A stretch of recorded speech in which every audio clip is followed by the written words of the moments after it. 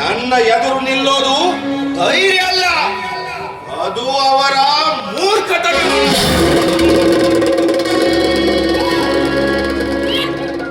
ಇವನು ಯಾರಂತ ಗೊತ್ತಾಯ್ತಾ? ಆದಿರಾಜ. ಈ ಆದಿರಾಜನ ಆದೇನು ಅಂತೇನು ಅಂತ ಯಾರಿಂದಲೂ ತಿಳಿಯಲು ಸಾಧ್ಯವಿಲ್ಲ. ಹೆಜ್ಜೆ ಇಡುತ್ತಲೇ ಭಯವನ್ನು ಸೃಷ್ಟಿಸಿದ ಇದು ಆದಿರಾಜನ ಚಕ್ರವ್ಯೂಹ. ಇದರಲ್ಲಿ ಪ್ರವೇಶಿಸುವುದು ಸುಲಭ, ಆದರೆ ಹೊರಗೆ ಹೋಗುವುದು ಈ ಆದಿರಾಜ ಅನುಮತಿಸಿದಾಗ ಮಾತ್ರ.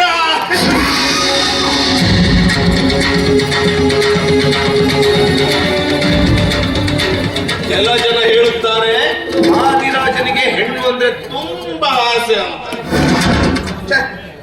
ಅದು ಆಸೆ ಅಲ್ಲ, ಅದೇ ನನ್ನ ಬದುಕಿನ ಭಾಗ.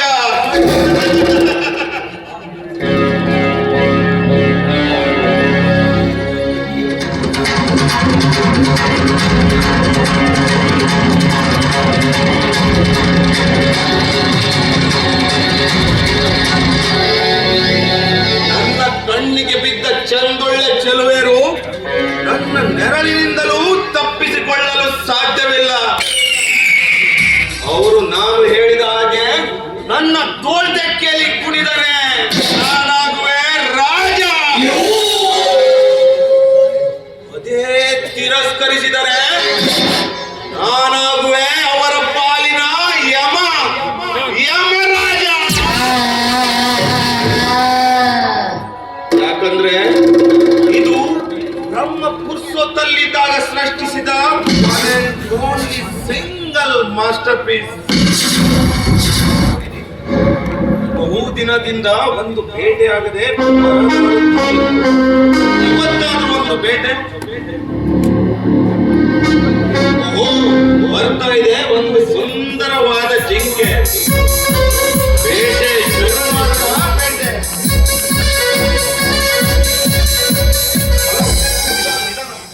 ರೈಲು ಅತಿ ವೇಗದಲ್ಲಿ ಯಾವುದೋ ಸ್ಟೇಷನ್ ಹೋಗುವಂತಿದೆ.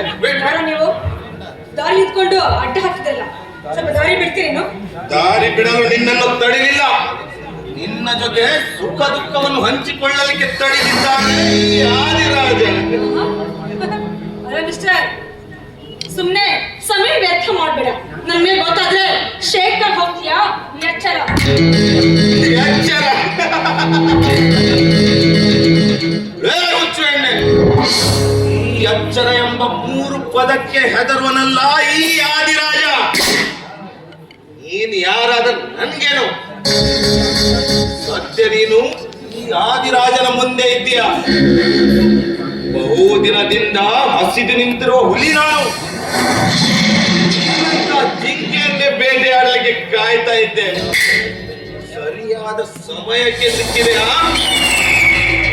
ಈಗ ನೀನಾಗಿ ಬಂದು ನನ್ನ ತೊಡೆಯ ಮೇಲೆ ಆಸನಳಾಗು. ಇಲ್ಲ ಅಂದ್ರೆ ಏನೋ ಮಾಡ್ತೀಯಾ? ಈಗಾದ್ರೂ ಅರ್ಥ ಆಗಿರ್ಬೇಕು ನಾನು ಯಾರು, ನಾನು ಎಂಥವಳು.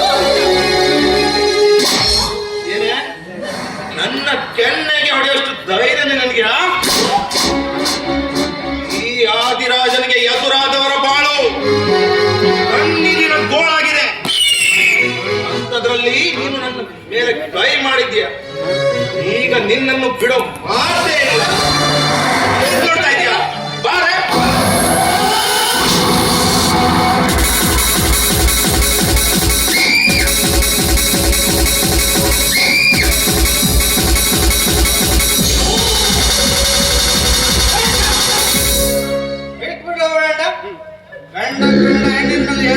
ನಾಚಿಕೆ ಆಗುದಿಲ್ವ ನಿನ್ಗೆ? ನಿನ್ನ ಜಂಡಕ್ಕಿಷ್ಟು ಕಾಮುಕ. ಈ ಸಂಚಿತ್ ಇರುವವರೆಗೂ ಇದೆಲ್ಲ ನಡೆಯಲ್ಲ ಕಣ. ಸಂಚಿತ್, ಪದೇ ಪದೇ ನನ್ನ ದಾರಿಗೆ ಅಡ್ಡ ಬರಬೇಡ. ಇದು ನನ್ನ ಬೇಟೆ. ಸುಮ್ಮನೆ ಹೊರಟು ಹೋಗ್ಬೇಕಿತ್ತ. ಬೆಂಕಿ ಜೊತೆ ಆಟ ಆಡ್ಬೇಡ ಸಂಚಿತ್. ಹುಟ್ಟು ಹೋಗ್ತೀಯಾ? ಏನು ಯಾರು ಏನು ಅಂತ ನನಗೆ ಚೆನ್ನಾಗಿ ಗೊತ್ತು.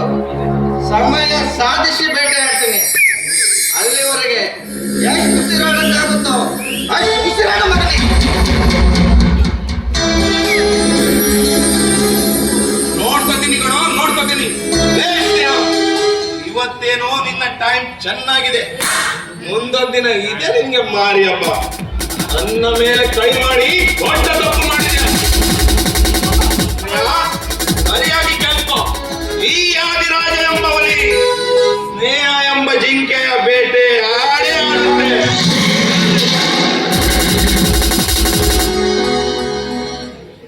ನೋಡಿ, ಸಮಯಕ್ಕೆ ಸರಿಯಾಗಿ ಬಂದು ನನ್ನ ಮಾನಸವನ್ನು ಕಾಪಾಡಿದೆ. ನಿಮ್ಗೆ ತುಂಬಾ ತುಂಬಾ ಥ್ಯಾಂಕ್ಸ್. ಸಂಜಯ್, ನೀನಾ? ಹೇಗೋ ಇದೆಯಾ ನೀನು? ನೋಡು, ನನ್ನ ಪಾಡಿಗೆ ನಾನು ಈ ಬಾಟಲ್ ಜೊತೆ ಚೆನ್ನಾಗಿದ್ದೀನಿ. ಅದಿರ್ಲಿ, ನೀನ್ ಯಾಕೆ ಈ ಕಾಡಿನ ಕಡೆ ಬರೋಕೋದೆ? ಸಂಜಯ್, ಇದೇ ದಾರಿಯಲ್ಲಿ ನನ್ನ ಮನೆಗೆ ಹೋಗ್ತಾ ಇದ್ದೆ. ಈ ಪ್ರಕೃತಿ ನೋಡಿ ನನಗೆ ಸ್ವಲ್ಪ ಬಿಡಬೇಕಂತ ಆಸೆ ಆಯ್ತು. ಅಷ್ಟೇ ಆ ಪಾಪಿ ಬಂದು ಈ ರೀತಿ ನನಗೆ ಕಾಣಿಸ್ತಾ ಇದ್ದ. ಆ ದೇವ್ರ ಹಾಗೆ ಬಂದು ನನ್ನ ಮಗನ ಕಾಪಾಡಿದೆ. ಹೌದು, ಇದು ಸಾಧನೆ ಮಾಡಿ ಕೈಯಲ್ಲಿ ಅಷ್ಟಕ್ಕೂ ನೀನ್ ನನ್ಗೆ ಯಾರು ಬೆಳೆಸ್ಬೇಕು ತಾನೆ? ನೀನಷ್ಟೇ ಅಲ್ಲ, ನಿನ್ ಜಾಗದಲ್ಲಿ ಬೇರೆ ಯಾರು ಇದ್ರು ಕೂಡ ನನ್ನ ಕರ್ತವ್ಯ ನಾ ಮಾಡ್ತಿದ್ದೆ. ಹೆಣ್ಣನ್ನು ಕಾಪಾಡೋದು ನಮ್ಮೆಲ್ಲರ ಧರ್ಮ ಅಷ್ಟೇ. ಅದಕ್ಕೆ ನೀನು ದೇವರ ಬಂದೆ ಅದು ಇದು ಅಂತ ನೀನು ಹೇಳ್ಬೇಡ. ಯಾಕಂದ್ರೆ ಈ ಭೂಮಿ ಮೇಲೆ ದೇವರ ಇಲ್ಲ ಕಣೆ, ದೇವರ ಇಲ್ಲ. ಸಂಜಯ್, ಏನ್ ಬನ್ನಿ ಈಗ ನಾನು ಮಾತಾಡ್ತಿದ್ಯಾ?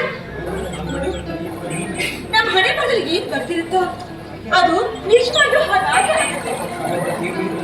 ಅದನ್ನ ದೇವರ ಹಣೆ ಬರಹ ಅಂತ ಕರೀತಾರೆ. ಸಂಜಯ್, ನೋಡು, ಇದೆಲ್ಲ ಬಿಟ್ಟು ಹಾಕಿ ನಿಮ್ಗೆ ಒಳ್ಳೆ ಮನುಷ್ಯನಾಗಿ ಏ ಸ್ನೇಹ, ನೋಡು, ನಿನಗೆ ಕಸ ಕೊಟ್ಟೆ ಗೊತ್ತಾ? ಅದು ನಾನೇ ಕಣೆ, ನಾನೇ. ಯಾರಿಗೂ ಬೇಡವಾದ ವಸ್ತು ತರ ಕಣೆ. ಇನ್ನು ಇರೋ ತನಕ ಈ ಸಾರಾಯಿ ಬಾಟಲ್ ಸಮಾಧಾನಕ್ಕಂತ ಫ್ರೆಂಡ್ಸ್ ಅಂದ್ರೆ ನೀನು ಪ್ರೀತಮ್ ಇದ್ದೀರ. ತೂಕಕ್ಕೆ ಈ ಸಾರಾಯಿ ಬಾಟಲ್ ಇಷ್ಟ ನನ್ನ ಜೀವನ ಕಣೆ, ಇಷ್ಟ ನನ್ನ ಜೀವನ. ಸಾಕು, ಬಾಯಿ ಮುಚ್ಚು. ಇನ್ನೊಮ್ಮೆ ಹಾಗೆ ಮಾತಾಡಿಗೆ ನನ್ನ ಮೇಲೆ ಆಣೆ ಆಗಿದೆ ನೋಡು. ಹಲೋ, ನಾನು ಯಾರು ಗೊತ್ತಾಯ್ತಲ್ವಾ? ನಿನ್ನ ಬೆಸ್ಟ್ ಫ್ರೆಂಡ್ ಸ್ನೇಹ ಕಣೋ. ನೋಡು, ನಿನಗೇನಾದ್ರೆ ತುಂಬಾ ಬೇಜಾರಾಗುತ್ತೆ ಕಣೋ. ಹಾಗೆಲ್ಲ ಆಗ್ಲಿಕ್ಕೆ ನಾನು ಖಂಡಿತವಾಗ ಬಿಡುವುದಿಲ್ಲ. ಇಂಥ ಕ್ಲೋಸ್ ಫ್ರೆಂಡ್ ಇರುವಾಗ ಏನೇ ಇದೆಲ್ಲ ನೀನು? ನೋಡ ಸ್ನೇಹ, ನೀನಿದೆಯ ನಿಜ, ಆದ್ರೆ ನಾವಿಬ್ಬರು ಕ್ಲೋಸ್ ಇರೋದು ಈ ಜನರಿಗೆ ಇಷ್ಟ ಆಗಲ್ಲ ಕಣೆ. ನಮ್ಮ ಫ್ರೆಂಡ್ಶಿಪ್ ನೋಡಿ ಈ ಜನ ಅದೇನು ಕಾಡ್ತಾರೋ ಏನೋ. ನೋಡು, ಫ್ರೆಂಡ್ಶಿಪ್ ಇರಬೇಕು, ಆದ್ರೆ ಅತಿಯಾಗಿರ್ಬೇಕು ಕಣೆ. ಯಾಕೆಂದ್ರೆ ಮೊದಲೇ ನಾನು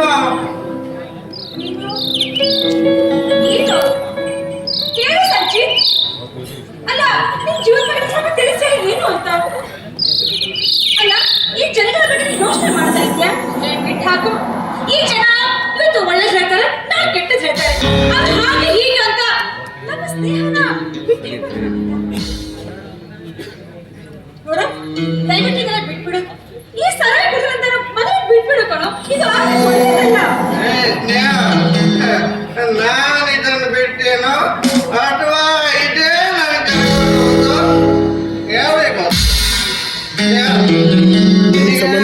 ಮನೆ ಹೋಗ್ಲಿಕ್ಕೆ ಟೈಮ್ ಆಗ್ತದೆ, ನೀನು ಮನೆಗೆ ಹೋಗ. ನಾನು ನಂಗೆ ಸ್ವಲ್ಪ ಕೆಲಸ ಇದೆ, ಆಯ್ತಾ? ನಾನು ಬರ್ತೀನಿ. ಬಾಯ್, ಬಾಯ್ ಬಾಯ್. ಅವಾಗ ನಗಾಡ್ಬೇಕು.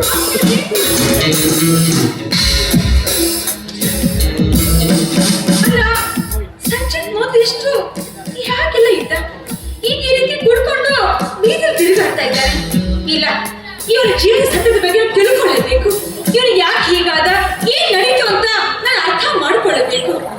ಹಾಗಿದ್ರೆ ಮಾತ್ರ ಇವನ್ನ ಮೊದಲಿನ ಹಾಗೆ ನಾನು ಚೇಂಜ್ ಮಾಡಲಿಕ್ಕೆ ಸಾಧ್ಯ ಆಗುತ್ತೆ. ಹೇಗಾದ್ರೂ ಮಾಡಿ ಈ ಜೀವನ ಮೊದಲಿನ ತರ ಚೇಂಜ್ ಮಾಡಬೇಕು. ಎಸ್.